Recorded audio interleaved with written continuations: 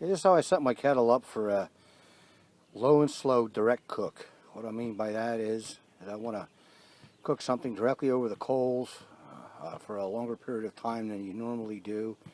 I want it to cook slowly and not burn. So it's going to be a low and slow direct cook. The meat will be sitting directly over the coals, and it can be anywhere from 20 minutes to an hour or better. But I want it to slowly cook, and I do not want it to burn. So this is the setup that I use. Okay, for this cook, I'm going to want steady low heat out for at least an hour. So what I'm going to do is I'm going to utilize a fuel source. That's about 70 on the coal. I'm going to fire up, that's 25 coal sitting chimney. I'll fire them up, and I'll just spread them out, pepper them around on top of the unlit coal, and that's going to be my heat source.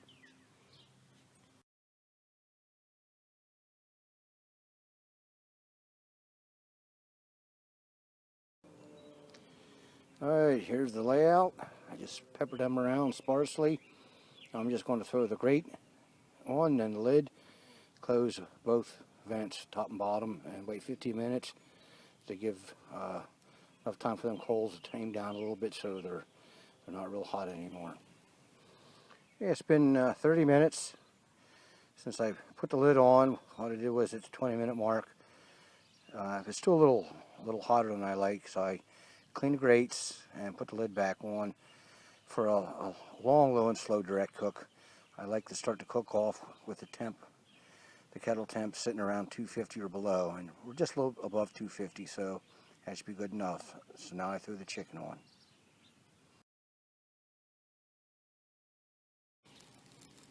Okay, tonight's cook are half chickens. They're about a pound and a quarter a piece. Just threw them on. What I'm going to do now is I'm going to baste them or mop them, mopping sauce, and throw the lid on and flip them in about 5 minutes.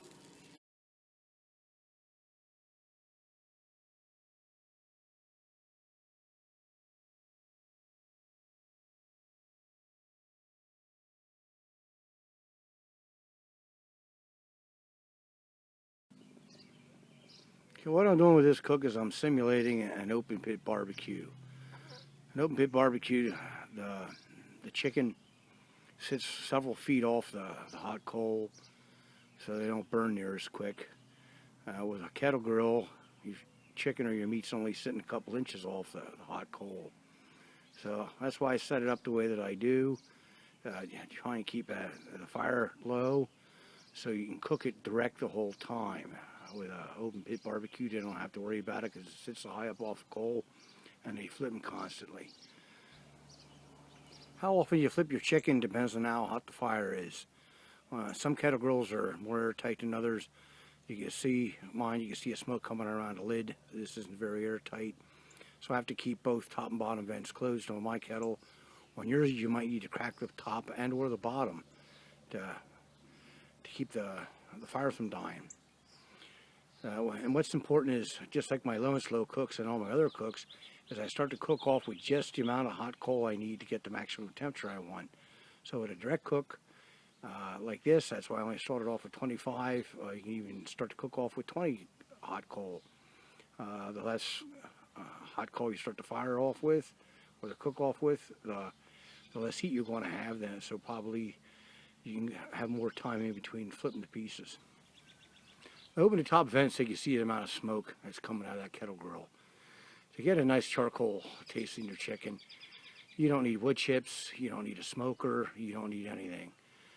Setup like this allows you to get that nice charcoal flavor that you get out of an open pit barbecue, where that's just all that smoke just coming off them pits.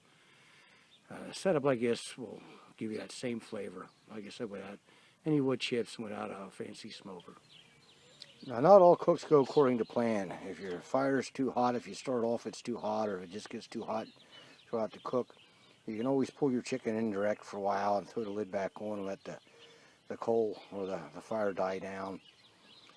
So you can keep that in mind. And also, if you see I lost some skin on the leg here, which I could care less about.